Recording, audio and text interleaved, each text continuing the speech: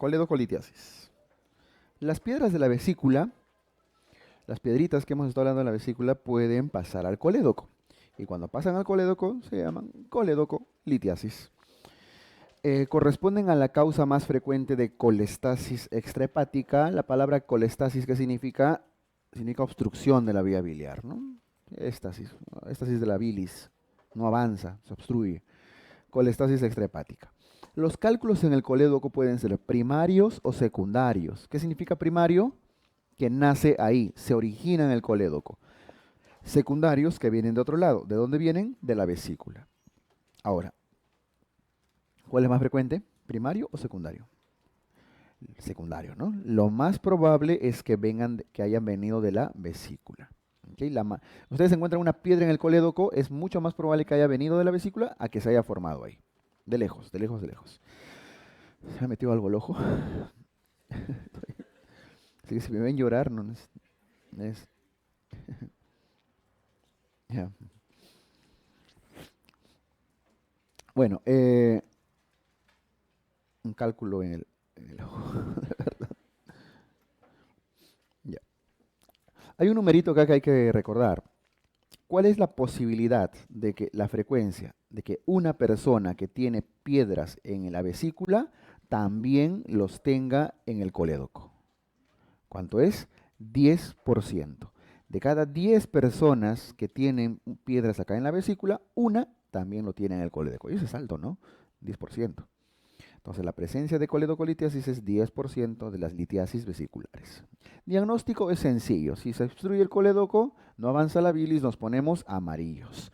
Entonces, la mayoría de veces es asintomático, porque las piedras son chiquitas, a veces pasan, no obstruyen totalmente y nadie se da cuenta. Pero cuando hacen clínica, hacen dolor e ictericia. No fiebre, ¿ah? Porque si pusiéramos fiebre acá, estaríamos hablando de una triada de Charcot, ¿no? Y dolor, fiebre, ictericia es Charcot, eso es colangitis. Dolor e ictericia obstructiva. Laboratorio. Se eleva la bilirrubina. Se eleva la bilirrubina total por encima de 4 miligramos por decilitro. Por supuesto que predomina de bilirrubina directa, que es lo que se eleva en las obstrucciones. Las transaminasas se elevan las enzimas colestásicas. ¿Cuáles son las enzimas colestásicas? Fosfatasa alcalina, gamma-glutamil transferasa, ¿no? Son las que se describen. Muy bien, hasta ahí está todo bien. Un pequeño detalle, un datito, la elevación de la fosfatasa y la gamma-glutamil o las transaminasas incluso es por 50% por encima de su valor normal. O sea, si una persona tiene normalmente, por decir, 100 de fosfatasa, sería coledocolitiasis si es que se eleva a 150. 50% más de su valor basal. Ahora, lo cual es un problema porque nadie sabe cuánto tienen de basal, ¿no? Ustedes saben cuánto tienen ahorita, ni de glucosa saben cuánto tienen de basal, menos de gamma-glutamil transferasa. Así que se hace en base a valores promedios poblacionales usualmente. Bueno, con la bilirrubina sí es exacto, más de 4. Listo, imágenes. Ya aquí me detengo porque eso es fácil, pero medio confuso a veces. Miren, en los problemas de la vesícula que hemos visto, ¿cuál era el mejor estudio para ver la imagen de la vesícula? La ecografía, ¿no? Ve el grosor de la pared, ve la piedra, ve todo. El problema con la coledocolitiasis es que la ecografía, esa piedra que está ahí, no es vista por la piedra no es vista por la ecografía. ¿Por qué? Porque es retroperitoneal. El duodeno está envuelto por el páncreas, encima el duodeno está ahí envolviendo el páncreas, está el duodeno, encima está el colon, ¿no? O sea, está bien profundo y retroperitoneal encima. La ecografía, para que vea la piedra, tiene que ser pues muy buena, ¿no? Y tener suerte por ahí. Entonces, ¿para qué le hacen ecografía? La ecografía es el procedimiento inicial solamente para ver la dilatación del colédoco. Es más, ven el colédoco en la parte supraduodenal, por encima del duodeno. Esa partecita sí la ven, pero ya el resto, colédoco más abajo, más abajo, más abajo, no lo ven. Entonces, la ecografía es el estudio, le estoy jalando flecha hacia abajo, es el estudio inicial, pero solamente para ver dilatación. ¿Y cuánto es lo máximo que debe medir el colédoco? 6 milímetros. Algunos consideran 7, pero cuando dice 7 es porque ya no tiene vesícula. En las personas que ya le sacaron la vesícula, el colédoco puede medir hasta 7 milímetros. ¿Ya? Pero en general, la dilatación se describe como más de 6 milímetros. ¿Ok? Listo. Ahora, es el estudio inicial. No ve la piedra. Es para ver dilatación. Ahora, si de casualidad, si de suerte, si de champa, por ahí están pasando y ven la piedra en el colédoco, ya está hecho, ¿no? Se acabó, tienen suerte. De frente lo van a tratar, ya no le van a hacer nada más, su CEPRE. ¿Ok? Listo. Entonces, ecografía, estudio inicial. Ahora, si les preguntan el estudio ya también más preciso, el más preciso, el que tiene mejor calidad de imagen y demás, ¿cuál es? Colangioresonancia o CEPRE. Aquí es donde quiero detenerme porque todavía estamos en oportunidad de aclarar nuestros términos, de corregir nuestro lenguaje, o sea, de entender, ¿no? Porque si no, más adelante van a hablar cualquier cosa. ¿Ya? Mire, CEPRE, que significa colangiopancreato retroendoscopía, ¿no es cierto? Y significa hacerle una endoscopía, al igual como cualquier endoscopía, solamente que cuando llegan al duodeno, tienen que llegar a la zona de la ampolla, pasar el esfínter y entran con su aparatito, ¿no es cierto? Ya, ahí está la piedra. Inyectan contraste muchas veces por CEPRE, inyectan contraste, contraste, y le toman su foto, ¡plac! Y se ve la piedrita ahí. ¿Sí? Ese es el fundamento de CEPRE. Y la colangioresonancia, ¿qué hace? Inyecta contraste por vía venosa. Ese contraste circula en la sangre, va al hígado y ese contraste se secreta en la bilis. Entonces el contraste por vía biliar, secretada por el hígado, va hasta acá. Demora un poquito más, ¿no? Pinta de igualito, toda la vía biliar. En ambos casos, por colangioresonancia por arriba o por CEPRE por abajo, están graficando, dibujando la vía biliar. ¿Cuál es el término entonces? Colangiografía. Ambas son colangiografías, con la diferencia es que CEPRE es una colangiografía endoscópica y el otro es una colangiografía por resonancia magnética. Por eso es CEPRE y colangioresonancia, pero ambas son colangiografías. No sé si eso está claro. Son formas de hacer una colangiografía. Podrían hacerle un hueco a la vesícula, ponerle una sonda y meter contraste. Es una colangiografía. Podrían hacerle un hueco al colédoco, por ahí una manguerita y meterle contraste. Siempre que pinten la vía biliar son colangiografías. ¿Ya? ¿Ese término está claro entonces? Ahora, las vías para hacer colangiografía son lo que estamos viendo ahí. Em, mm, ¿Se me fue de qué estoy hablando? Pueden hacer el contraste por abajo por endoscopía o por arriba por resonancia. ¿Cuál es mejor? ¿Cuál es mejor? Depende qué quieren hacer y en qué momento. Teóricamente, la colangioresonancia es menos agresiva, menos invasiva. Eso es cierto. Porque el riesgo de hacer CEPRE, ¿cuál es? Ya lo conocen.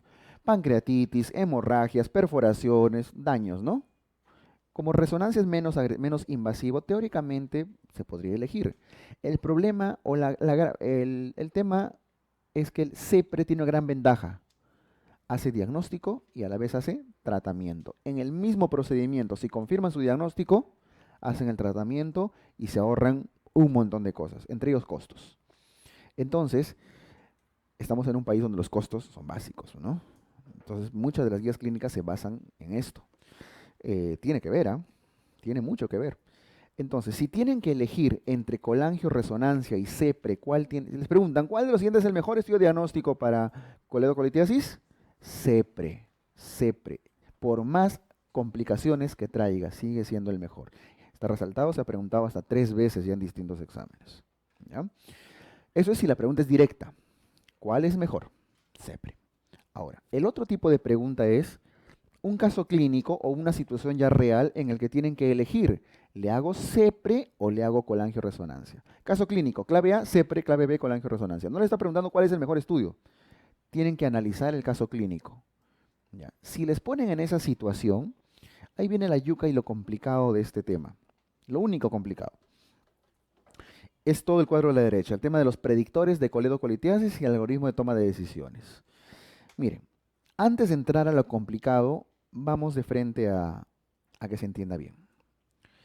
CEPRE es un estudio muy agresivo, ¿no? Ya lo dijimos. Colangioresonancia es menos invasivo. El problema que si le van a hacer colangioresonancia es que si se le sale positivo van a terminar haciendo CEPRE, o sea, dos estudios, ¿no? Ahora,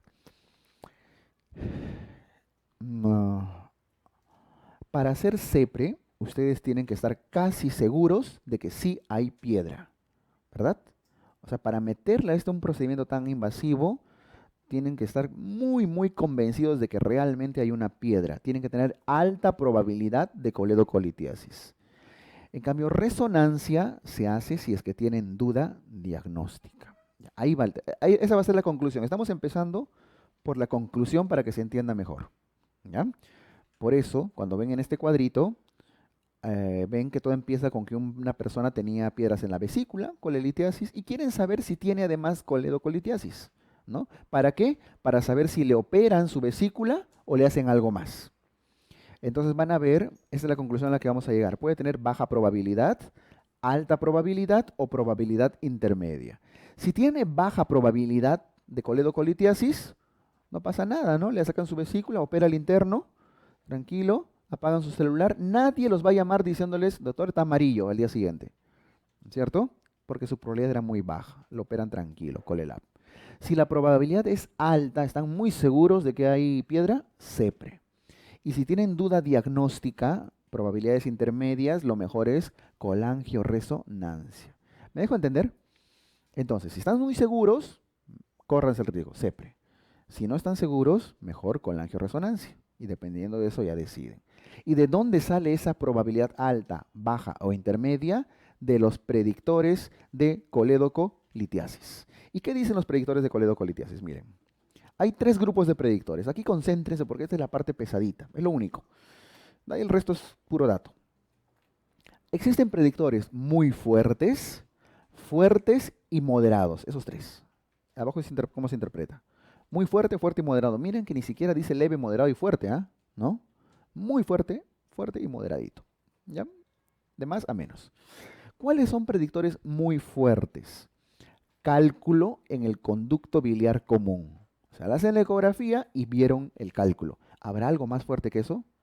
Nada, prácticamente lo ha diagnosticado, ¿no? Prácticamente está diagnosticado el asunto. Es más, y porque, ya listo para hacer CEPRE. Si es que tiene colangitis. Si tiene colangitis, debe ser una piedra. Tienen que estar casi seguros. Si es que las bilirrubinas están por encima de 4, tienen que estar casi seguros. Fuertes, conducto biliar dilatado, dilatación del coledo con la ecografía. Bilirrubina, pero está elevado, pero no tanto, no más de 4, entre 1.8 y 4. Moderados, otras pruebas de bioquímica, otras, fosfatasa, gamma-glutamiltransferasa, etc. La edad, solamente el hecho de ser de más de 55 años ya tiene su riesgo de que haga piedras en el colédoco, pancreatitis, etc. No, no etcétera, porque no hay más, es exacto. No hay más criterios que esto. ¿Cómo se interpreta? Miren quiénes tienen alta probabilidad, estas dos líneas. ¿Quiénes tienen alta probabilidad? Cualquier predictor muy fuerte o dos predictores fuertes juntos. Cualquier predictor muy fuerte. O sea, basta uno de los que está arriba, uno solito, ya es altamente probable que haya piedra en el colédoco. O en todo caso, dos fuertes, los dos juntos.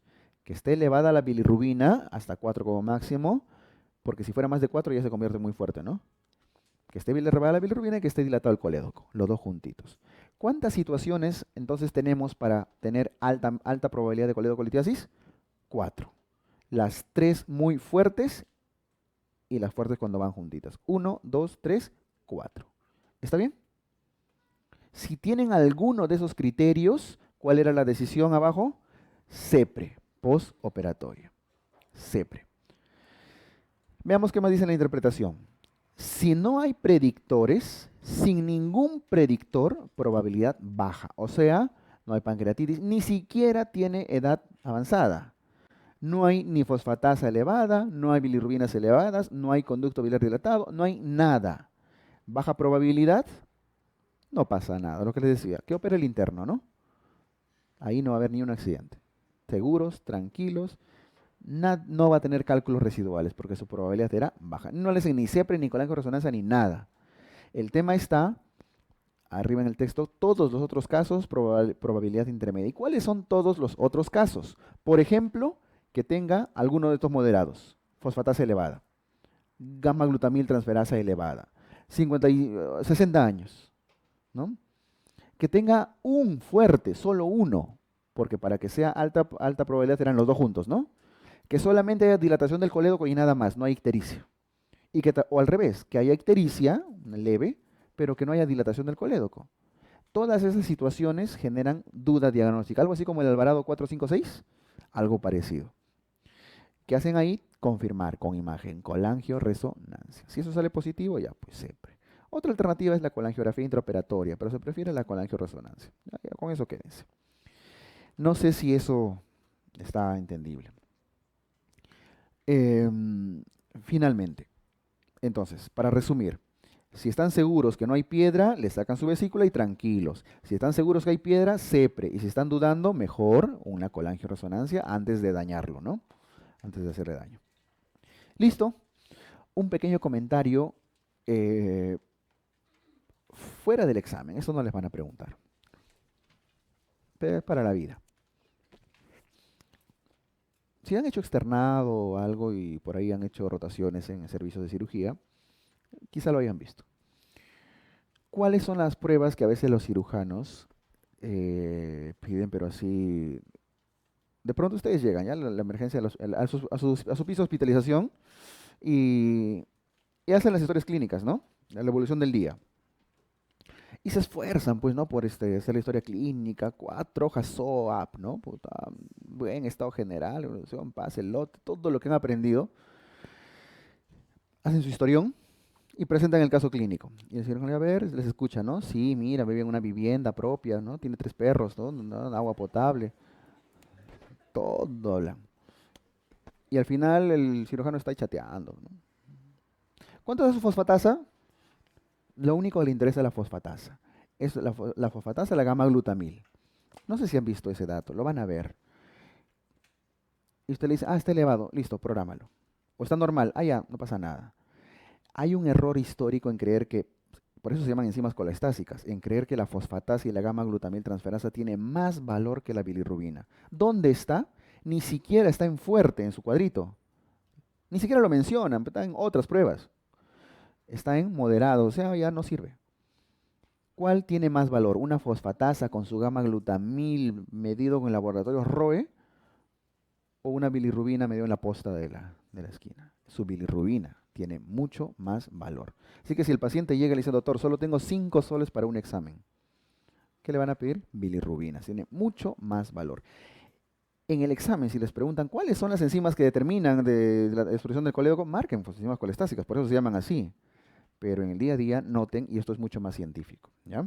La bilirrubina tiene mucho más valor que las mismas enzimas colestásicas. Los otros refuerzan el diagnóstico. Finalmente, ¿qué le van a tener que hacer? Resonancia si es que tiene fosfatasa elevada. ¿Está bien? Considérenlo, lean sobre el tema y tomen decisiones correctas. Si no, se van a encontrar con sorpresas. ¿Listo, chicos? La coledocolitiasis genera colangitis. Chicos, les juro que esto se olvidan, ¿ah? Esto lo practiquen, lo repasen, de vez en cuando, se olvidan. El cuadrito a la derecha, los predictores. Vamos a la colangitis. ¿Qué cosa es colangitis? La colangitis aguda, todos sus problemas se solucionan si aprenden y se dan cuenta que la colangitis es un absceso. Es un absceso de la vía biliar. Y así lo dibujo. Está la vía biliar. Ahí está la vía biliar. ¿Ya? Hinchada, dilatada, con su piedra abajo porque es la principal causa. Lleno de bilis, lleno de pus. ¿No es cierto? Eso es una colangitis. Toda la vía biliar. Incluso asciende hasta el hígado, hacia el hígado. Asciende. De ahí viene el nombre clásico. El nombre correcto de colangitis es colangitis aguda, supurativa, ascendente. CASA. Es el nombre correcto. Colangitis aguda supurativa ascendente por esto, ¿no? Asciende hacia el hígado. Listo. Es un chupo en la vía biliar, es un absceso. Y eso explica todo. Para empezar, ¿cuáles son causas de ¿por qué da colangitis? Porque se obstruye. ¿Qué obstruye? La coledocolitiasis. Causa benigna más común. ¿Un cáncer puede generar colangitis? Sí, los periampulares. ¿Cuál es el más común? Cabeza de páncreas, ¿no? Entre los dos, si simplemente les preguntan cuál es la principal causa de colangitis, la coledocolitiasis, es de lejos la más común. ¿Cuál es el germen asociado acá? El mismo desgraciado gram negativo de todos lados, ¿no? E. coli. E. coli. Ahora, no solo E. coli, están también las Klebsielas, están también Enterobacter. En ese orden, incluso en nuestro medio, ¿ah? Es E. coli, Klebsielas y Enterobacter. Y otras bacterias, ¿no? Pero ya menos frecuentes. Históricamente, el diagnóstico de colangitis siempre ha sido con la tríada de Charcot y la Pentel-Reynolds, y esto es seguramente lo que han aprendido en cirugía. Tríada de Charcot, fiebre, ictericia y dolor. Fiebre, ictericia y dolor. Y la Pentel-Reynolds, la Pentel-Reynolds es lo mismo, fiebre, ictericia y dolor, y shock séptico, o sea, hipotensión severa, depresión del sistema nervioso central, compromiso neurológico, compromiso del sensorio, ¿verdad? Ya, esto es fácil, esto ya no viene. Ya, no les van a preguntar mucho eso, probablemente. Me explico.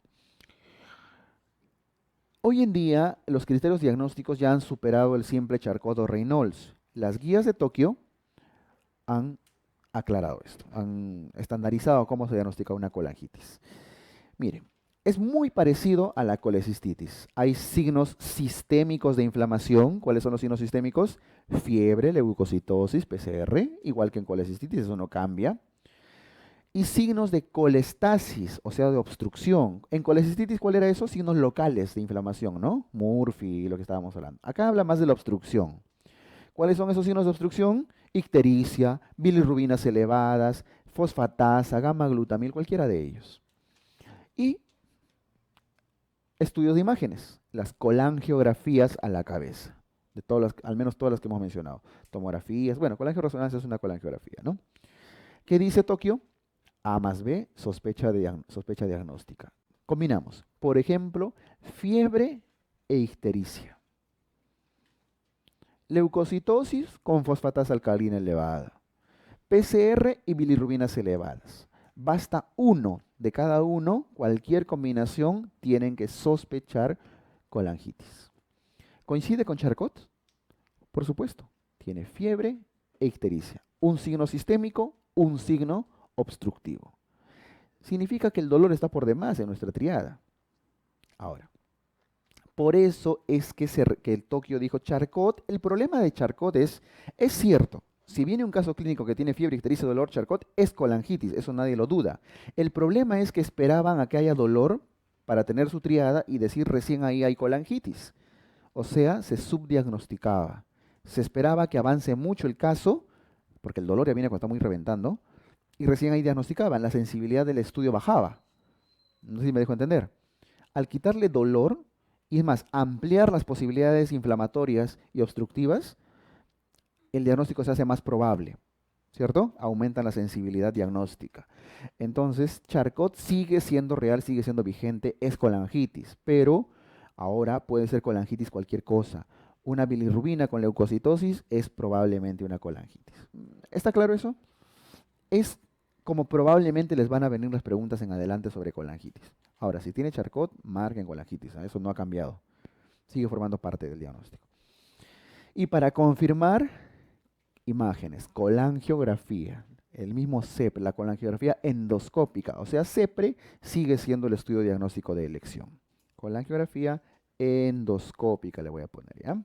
O sea, lo que están viendo acá, ¿no? Le meten su contraste, está la vesícula, la vía biliar dilatada con su piedrita por abajo, todo está hinchado, reventando, dilatado. ¿Está claro esto? Por favor, no hay preguntas en el banco de preguntas, no existen preguntas reales, oficiales de esto, porque es del 2018 recién. Entonces, en el 2019 se han implementado las guías en todo el mundo, así que si es que les preguntan, este año recién va a empezar a venir así. Ya no existe. Si ven una pregunta en simulacros en algún lado, es inventada, seguramente lo estamos inventando, aproximando a lo que podría ser. Ya no existen antecedentes de esto. Así que conozcan, no es nuevo porque tiene casi año y medio, pero sepan. Está claro, ¿no? Listo. Ahora, una vez que han diagnosticado su colecistitis, tienen que ver si es leve, moderado o severo, grado 1, 2 o 3. Los dos primeros, leve y moderado, se caracterizan porque No hay disfunción orgánica, no hay daño multiorgánico. Hay colangitis, pero no hay daño de corazón, pulmón, riñón, de ningún órgano blanco. En cambio, el grado 3 severo, cuando es severo, es porque ese sí tiene daño multiorgánico. Por eso el texto dice, falla en al menos uno de los siguientes sistemas. Cardiovascular, shock. No cualquier shock que van a recuperar con agüita, con cloruro, con cristaloides. Es un shock que necesita inotrópicos, aminas. ¿Mm? Alteraciones del sensorio, trastornos respiratorios, hipoxia, hipercapnia, un PAFI menor de 300, oliguria, creatinina elevada, compromiso hepático, trastorno de coagulación, INR prolongado, etcétera. Plaquetopenia, o sea, falla en algún sistema. ¿Coincide con Reynolds? Sí, porque Reynolds, miren, tenía shock séptico, compromiso neurológico. Pero nuevamente, Reynolds es limitado. Probablemente no había shock ni depresión del sistema nervioso central, pero de repente había plaquetopenia. Entonces, Reynolds no lo consideraba, ¿no? De repente había trastorno INR prolongado, oliguria, no lo consideraba. ¿Está bien? Es más amplio ahora la clasificación de Tokio. Listo, si encuentran en su pregunta que hay colangitis y además demuestran que es severo, entonces de eso sale el tratamiento. Miren, antes de ir al esquemita este de tratamiento,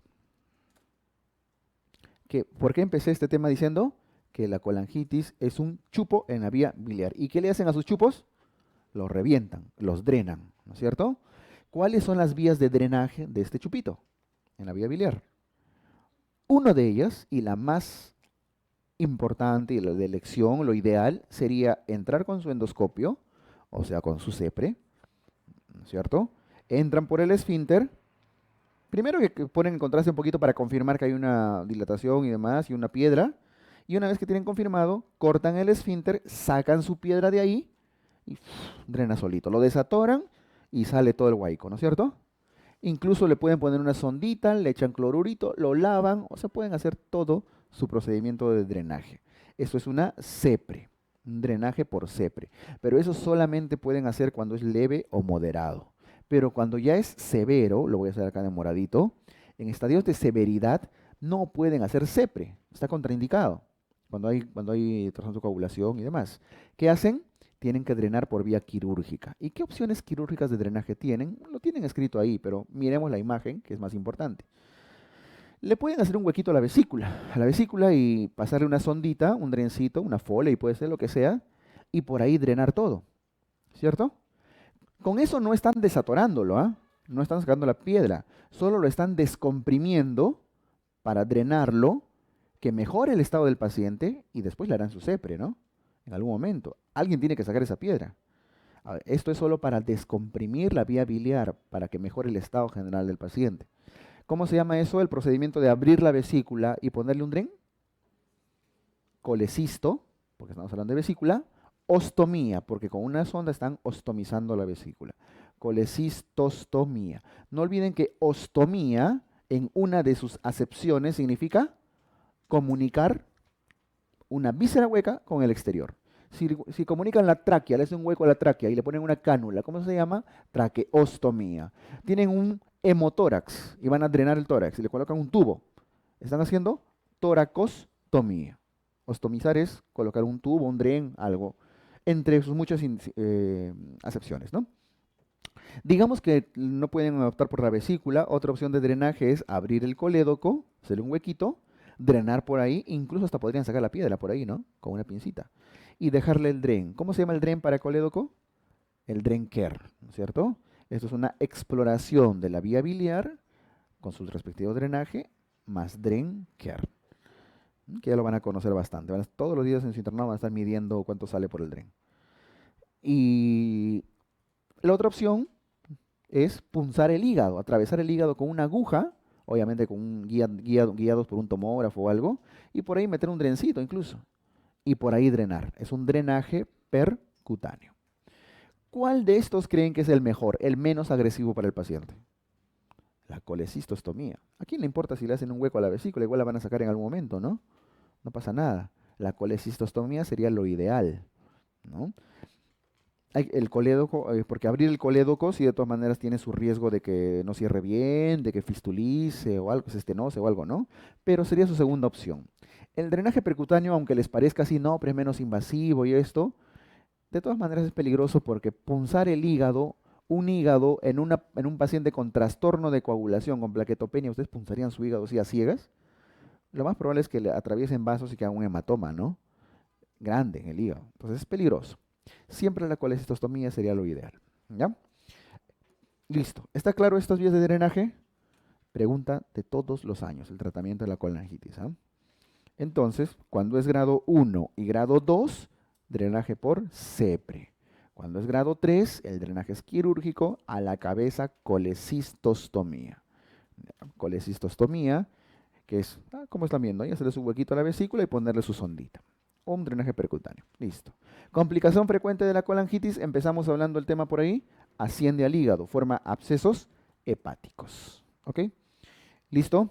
Ahora, una pregunta para cerrar este tema. Miren, concéntrese en la pregunta. A ver, paciente, mujer, sí, que son los que más cálculos tienen, de 40 años, que ingresa a emergencia por fiebre, ictericia y dolor, ya para resumir, y oliguria. Fiebre, ictericia, dolor y oliguria. Creatinina elevada, si quieren. ¿Ya? Em, Esta paciente ha sido colecistectomizada hace 2 años, entonces a raíz de eso le estoy diciendo, ¿no? Colecistectomizada hace 2 años y bueno, ahora está cursando con su tría de Charcot, fiebre, ictericia y dolor, oliguria. ¿Cuál es el procedimiento de elección? Les voy a decir, clave A, CEPRE, clave B, colecistostomía, clave C, exploración biliar, clave D, drenaje. ¿Cuál marcan? B, ¿no? Colecistostomía, ¿sí?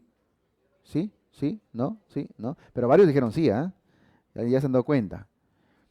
Ya no tiene vesícula, ¿no es cierto? Dije que esta fue colecistectomizada hace 2 años. Si no tiene vesícula, ¿por dónde le van a hacer su colecistostomía? Hay un clip, de repente por ahí. Entonces, en ese caso, no, seguro, su clipcito o su sutura de lo que le han puesto acá. Una exploración de vía biliar, seguro con alta probabilidad. Ahora, les puse ese ejemplo porque eso ha venido y está la clave, pero no está resaltado. Está resaltadito. ¿Ya? Cuidado, lean bien. Lean bien. Listo, ¿está claro? Vamos, cerramos problemas de la vía biliar. Es larguito, ¿no? Es uno de los temas más amplios que hay. Ya. Vamos con las peritonitis. Ya. Acá, a partir de ahora viene una miscelánea de temas poco comunes, raros, fáciles, cortitos. ¿Ya? Las peritonitis son inflamaciones del peritoneo. El peritoneo se inflama usualmente por diferentes causas.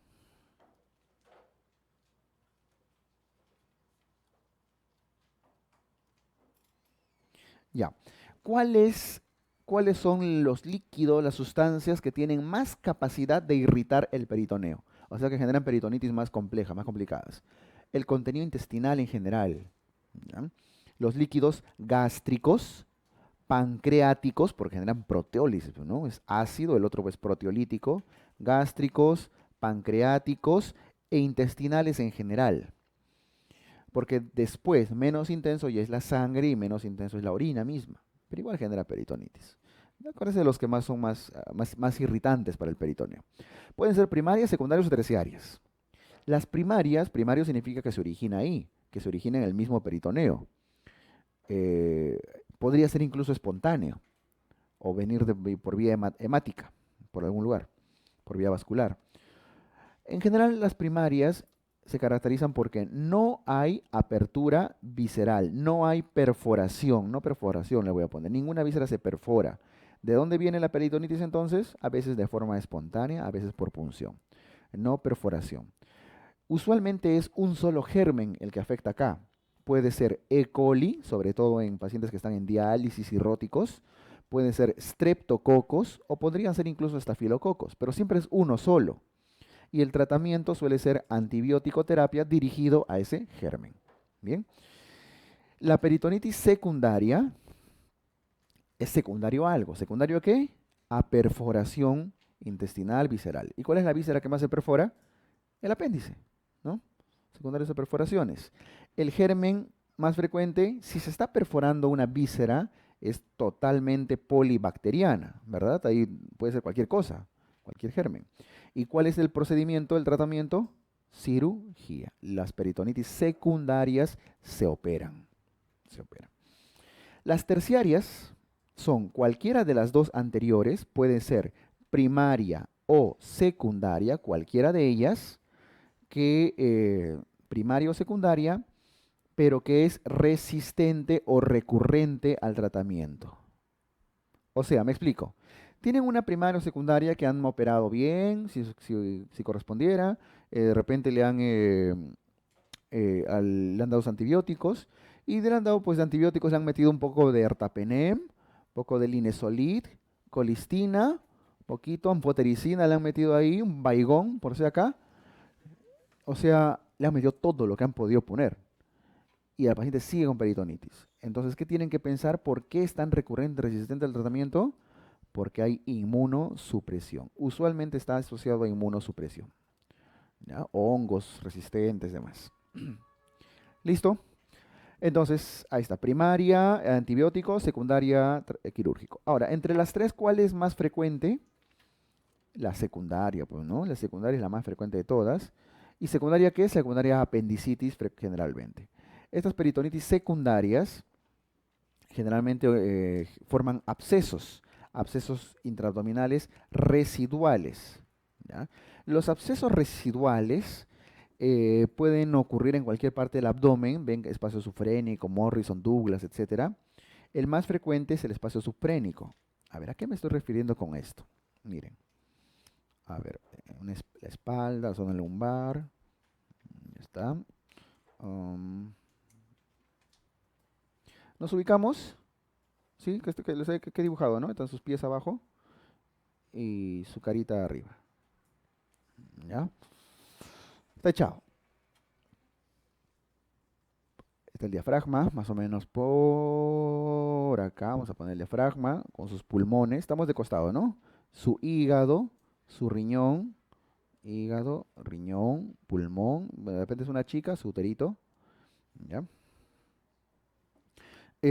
Y por ahí están los repliegues de peritoneo. El peritoneo hace repliegues, ¿no? Algunos de los repliegues son, por ejemplo, en la zona subfrénica, acá el repliegue peritoneo, luego en el Morrison, entre el hígado y el riñón, ¿no es cierto? Otros varios hay por ahí, Douglas, en las chicas, etcétera. Digamos que se operó de una apendicitis, hizo su peritonitis y todo, ¿ya? Hacen su lavado de cavidad, lo que sea. La cosa es que después de la cirugía, por la posición del paciente, ¿dónde se acumulan los líquidos residuales? En el punto más bajo de todos. ¿Y cuál es el punto más bajo? La zona subfrénica. Más bajo que Morrison, más bajo que Douglas. No importa que la cirugía haya sido apendicular, diverticular, biliar, lo que sea. Si hay una peritonitis, los abscesos por la posición del paciente se acumulan acá, ¿ya? Entonces, cuando empieza a deambular, es donde se empieza ya otra vez a diseminar y a desconcentrar, a diluir, y eso hace que se recuperen más rápido. Por eso la importancia de la deambulación, ¿no? Para que no forme abscesos. Conclusión, ¿dónde se acumulan los abscesos? En la zona subfrénica. ¿Y cuál es su causa más común? La apendicitis. ¿Listo? Y ahora sí. Los chupos, los abscesos, se estudian con tomografía y se drenan. Creo que está fácil. Complicaciones posoperatorias. Complicaciones del día 1, del primer día. El primer día, las cirugías suelen hacer hematomas, seromas y atelectasias pulmonares. Primer día, hematomas, seromas, atelectasias pulmonares. El segundo día podría ser un poco más seromas, pero acuérdense en general, ya primer día, día 1. Ahora, las eventraciones, dehiscencias, infecciones, fasciitis, todas son a partir del cuarto día. Es decir, una herida suele hacer dehiscencia o eventración a partir del cuarto día. No es común que sea el día 1. ¿Ok? Bien, sencillo esta partecita, ¿eh? Otra, el fiebre en el postoperatorio. ¿Por qué hace fiebre el día 1? Por atelectasias pulmonares. ¿Por qué hace fiebre el día siguiente? Podrían ser atelectasias, pero ya aparecen infecciones urinarias, neumonías, sobre todo si el paciente está intubado o con intubado o con sonda Foley o algo, ¿no? Tercer día suelen ser las flebitis. ¿A qué se refiere con flebitis? Donde ponen el catéter, el Avocat, las enfermeras ahí, se infecta a veces el tercer día. Por eso cuando vamos a internado, cada 3 días van a escuchar dactar, dactar, ¿no? Receta de Avocat, porque cada 3 días le están cambiando de catéter, ¿ya? Justamente para evitar estas flebitis. Aunque ahora hay catéteres que duran 10 días, 15 días. Pero bueno, los clásicos, los que da el CIS, cada 3 días. Por eso cada 3 días van a estar receta de catéteres. Infecciones del sitio operatorio, cuarto día. Lo más común que les pregunten acá es qué pasa el primer día, por qué la fiebre el primer día y por qué la fiebre a partir del cuarto día en adelante. O sea, los extremos siempre se preguntan. Bien. Y esas infecciones del sitio operatorio pueden ocurrir a diferentes niveles. Puede ser a nivel de la piel, a nivel del tejido celular subcutáneo, a nivel de tejidos blandos profundos, como las fascias, músculos, o zonas más profundas, como los órganos o espacios, que es el nombre que reciben ya las zonas viscerales, intraabdominales. Bueno, finalmente, de todos estos lugares, ¿cuál es la zona más frecuente? La zona del tejido celular subcutáneo, la grasita. Esa es la zona que más frecuentemente hace infecciones de sitio operatorio, ISOs, esa zona de la grasita. Por eso es que en apendicitis, cuando empezamos el tema, decíamos que a veces dejaban las heridas abiertas, ¿no es cierto? Con la grasa expuesta, justamente porque era lo que más se infectaba. Y se cerraba ya cuando no había riesgo de infección. Muy bien. Las fístulas también son unas complicaciones relativamente comunes. Las fístulas enterocutáneas, o sea, que van de los intestinos hacia afuera, pueden ser altas o bajas. Altas cuanto más cercanos al estómago o al duodeno están, y bajas cuanto más cercanos al colon o al recto, ¿no? Nada más acuérdense que las fístulas altas casi siempre necesitan cierre quirúrgico. En cambio, las fístulas bajas suelen cerrar espontáneamente. ¿Ya? Se van a dar cuenta cuando, porque cuando están internos les van a dejar amarrar el apéndice, ¿no? Ese muñoncito del apéndice, ¿no? Esto de acá, les van a dejar anudar. Van a anudar todos los apéndices casi. ¿Por qué? Porque si se abre no importa, ¿no? Si esto se abre, bueno, ya que amarre, ¿qué importa? Sienta feliz, ¿no? Para que crean que nos importa, ¿no? No, no es así. El, eh, Conmigo, por ejemplo, los internos operan los apéndices. Bueno, cuando no hay residente, ¿no? Pero, ¿por qué les dejan amarrar? Porque si es que esto se hace dehiscencia, si el nudo se suelta, van a salir heces. Y esas heces van a fistulizar hacia la piel. Va a ser una catástrofe fea, ¿no? Porque van a ver, están saliendo heces por la piel. Pero tranquilos, no pasa nada, se va a cerrar solito. Ya. Esperan unos días, buena nutrición, eso sí, básico, y se va a cerrar espontáneamente.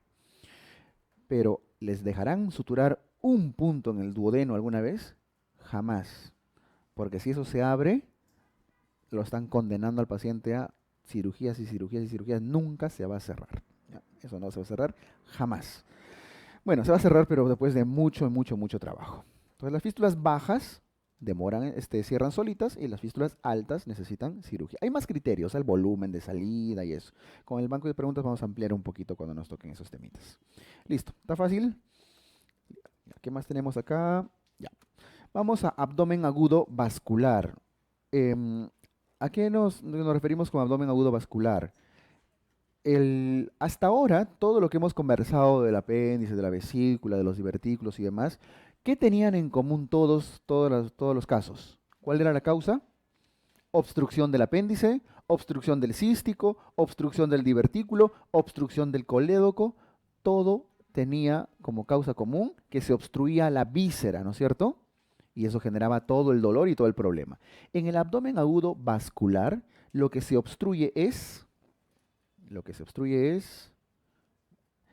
el vaso sanguíneo que lo irriga. Entonces tenemos, por ejemplo, acá un vasito sanguíneo y tenemos una víscera que es a la cual irriga. Entonces, digamos que se obstruye acá un émbolo, algo acá, atora ahí.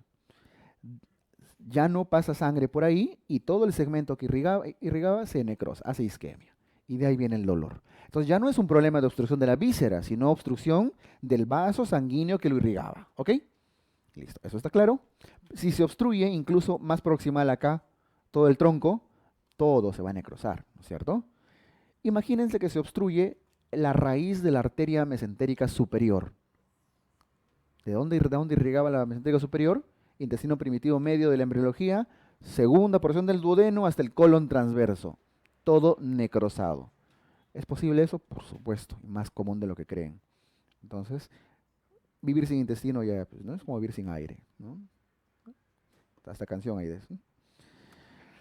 Listo. Ahora, este tema chiquitito, ven, este tema le hemos hecho un tercio de diapo. Esta isquemia, este problema necrótico del intestino puede afectar al intestino delgado o al intestino grueso, abajo. Si es del intestino delgado, se llama isquemia mesentérica. Y si es del intestino grueso, se llama colitis isquémica. Ustedes dirán, pues que se den cuenta, ¿no? Y digan, pero ¿por qué solo al de arriba se le llama isquemia mesentérica si la arteria mesentérica irriga todo? Irriga el colon también. Es una cuestión de frecuencia y de consenso y es arbitrario. Ya, no se peleen con eso. Cuando ven isquemia mesentérica se está refiriéndose al intestino delgado con más probabilidad. Para abajo es colitis isquémica. Listo. ¿Y por qué se obstruyen los vasos mesentéricos del intestino delgado? Por embolias arteriales. Esto está asociado a antecedentes cardiovasculares, valvulopatías. Por ejemplo, a ver, una valvulopatía que se acuerden ustedes, ya han llevado medicina interna, eso se han llevado todos. La válvula mitral, ¿no es cierto? La válvula mitral hace estenosis, porque se calcifica, se daña. Hacen un reemplazo valvular, ¿verdad? Cuando hacen una cirugía de la valvulopatía, ¿qué pasa? Ahí todavía no hay buen pasaje de la aurícula al ventrículo. Empiezan a formarse coagulitos, ¿no es cierto? Émbolos en la aurícula. Eso pasa al ventrículo y el ventrículo se encarga de dispararlo a todos lados. Uno de esos lugares es a los vasos mesentéricos. Podría ir al cerebro, ¿no? Podría ir a los vasos coronarios, incluso sus ramas, etcétera, donde sea. Eso es a los vasos mesentéricos. Y hace isquemia. Dolor abdominal o dolor abdominal súbito que requiere angiotac o angiotem para diagnosticar, para confirmar. ¿Cómo se resume? Paciente con antecedente cardiovascular que súbitamente le empieza un dolor en el abdomen. No tienen nada más que leer ahí. Es una isquemia mesentérica. Conducta, angiotomografía para confirmar. Y ahí el tratamiento sí ya va a ser, pues va a depender mucho de él. Es casi como los problemas coronarios también, ¿no? Trombolisis, etcétera. Y si es del colon, ¿por qué hay colitis isquémica en el colon? Usualmente esto es en el ángulo esplénico. ¿Por qué en el ángulo esplénico? Algo de anatomía se acordarán. Yo creo que sí. ¿Por qué el ángulo esplénico? Porque el colon, ustedes acuérdense del marco cólico, ahí está. Su sigmoide es un esquema. ¿Se acuerdan de la irrigación del colon? Cólica derecha, cólica media, cólica izquierda, sigmoidea. Sí, ¿no? Las dos primeras, cólica derecha y cólica media, vienen de la mesentérica superior. Y la cólica izquierda con la sigmoidea y la hemorroidal superior vienen de la mesentérica inferior. Mesentérica superior y mesentérica inferior, ¿no? Pero esta zona del ángulo esplénico no está bien irrigada porque no se ponen de acuerdo. Como es una zona de transición, dice la mesentérica inferior, no, irrígalo tú, no, no me toca a mí, te toca a ti. Es como a las 8 de la noche, no el cambio de guardia. No, pero es tu turno, no, yo ya terminé, te tocaba, olvídense. Y como nunca se ponen de acuerdo, siempre hay alguien, ya está bien, yo lo curo, dice, ¿no? El arco herriolano. El arco herriolano es un arco anastomótico entre los dos sistemas, mesentérico superior y mesentérico inferior, que irriga, aunque es una irrigación muy primitiva, irriga el ángulo esplénico y esa zona. En estados de shock, politraumatismos, gran quemados, por ejemplo, de hipovolemia en general. ¿Se acuerdan que dijimos hace un rato que la arteria cística colapsaba para cuidar su poquita sangre? Igualito, el arco herriolano también hace un colapso, vasoconstricción. Por lo tanto, el primer lugar que se necrosa es el ángulo esplénico. ¿Está bien? Por eso en nuestro texto dice ángulo esplénico asociado a shock, politraumatismo, gran quemado. Dolor súbito en el hipocondrio izquierdo. Puede estar asociado a deposiciones diarreicas, sanguinolentas. Eso es secundario. Entonces, antecedente cardiovascular y dolor súbito, isquemia mesentérica, intestino delgado. Antecedente shock, politraumatismo, dolor en el lado izquierdo, colitis isquémica. ¿Está? Listo. En ambos casos hemos hablado de intestino, delgado o grueso. ¿Y las vísceras sólidas pueden hacer infartarse, hacer isquemia? Sí, el que más infartos hace es el vaso. El vaso es la víscera sólida más infartada. ¿Ok? Hay una corrección acá, me acabo de dar cuenta. El vaso no hace infartos rojos, el vaso hace infartos blancos, anémicos, corrijamos ahí. Vaso hace infartos blancos, anémicos. ¿Ok? Porque existen dos tipos de infarto. Existe el infarto, existen los infartos rojos y los infartos blancos. Los infartos blancos y rojos. Los infartos blancos se dan por obstrucción arterial. En cambio, los rojos dan por obstrucción venosa. Uno es por arterial, que no deja de irrigarse, por eso se pone blanco, pálido. Y el rojo es por obstrucción venosa. Al obstruirse la vena, no hay buen drenaje venoso. Se congestiona, se llena de sangre. Por eso se pone rojo. ¿Quién es el representante de los blancos? El vaso, con B de blanco, ¿no? ¿Quién es el representante de los rojos? El hígado. ¿Ok? Fácil, ¿no? Vaso y riñón, hígado y pulmón. ¿Ya? Si quieren más ejemplitos. Bueno, el vaso es la víscera sólida más frecuente. Eso era lo único que queríamos decir. Genera obstrucciones, infartos blancos, anémicos. A propósito de lo que dijimos hace un rato, ¿se acuerdan del ejemplo que les puse? ¿Qué pasa si la víscera, si se obstruye la raíz de la arteria mesentérica? Ya. ¿Perdíamos todo el intestino? Bueno, eso sí es que es justo la raíz de la mesentérica se obstruye, pero podría obstruirse una de sus ramas primarias. Iguales segmentos muy grandes, ¿no? Todas estas cosas originan intestino corto. ¿Qué cosa es el intestino corto? ¿Cómo se define intestino corto? Síndrome de intestino corto, la pérdida de más del 50% del intestino. Pero cuando hablamos de más del 50% del intestino, estamos hablando intestino delgado, específicamente yeyuno ileón. De sus 6-7 metros de intestino que tienen, de yeyuno ileón, perder más de la mitad. ¿Por qué no incluye el colon o el duodeno? Porque la parte más absortiva de nutrientes es el yeyuno ileón. El colon absorbe agua nada más. Si pierden el colon no pasa nada. Bueno, diarreas tendrán, ¿no? Pero bueno, lo van a poder manejar, hacer algunas plastillas, bolsas de reservorio, cosas, se pueden manejar. Pero perder intestino delgado en mucha cantidad es incompatible con la vida, porque no nos permite nutrirnos, ¿verdad? Entonces, normalmente intestino corto, más del 50% de pérdida. Si se refiriera a niños, es la pérdida de más del 70%. Podría decir al revés, quedarse con el 30%, ¿no? Las causas en los adultos, esto de acá, lo que acabamos de ver, isquemias, embolias y demás. Cánceres también, traumas. En los niños suelen ser más otros problemas de malformaciones que lo vamos a ver en cirugía pediátrica, atresias, gastrosquisis, etcétera, cosas así. Bien, listo. El problema del intestino corto, ya no sé si alguno de ustedes ha hecho pediatría en San Bartolomé o en el Hospital del Niño de repente. Hay zonas de niños que no tienen intestino, ¿no? Pabellones enteros, niños que están con nutrición parenteral porque no pueden comer, porque no tienen intestino. Lo perdieron en una enterocolitis necrotizante, en un NEC, en una gastrosquisis, en una atresia quizá. Entonces, como no tienen superficie absortiva, no pueden alimentarse y viven solamente de lo que le entra por la vena, por su catéter. Nutrición parenteral, pero eso le dura unos meses hasta que su hígado hace cirrosis y se muere. Es todavía un problema altamente mortal. En los adultos también. ¿Ya? Perder más de intestino que eso es incompatible con la vida. ¿Ok? Bien, chicos. Así que si quieren investigar algo, investiguen trasplante intestinal, que todavía está desarrollado.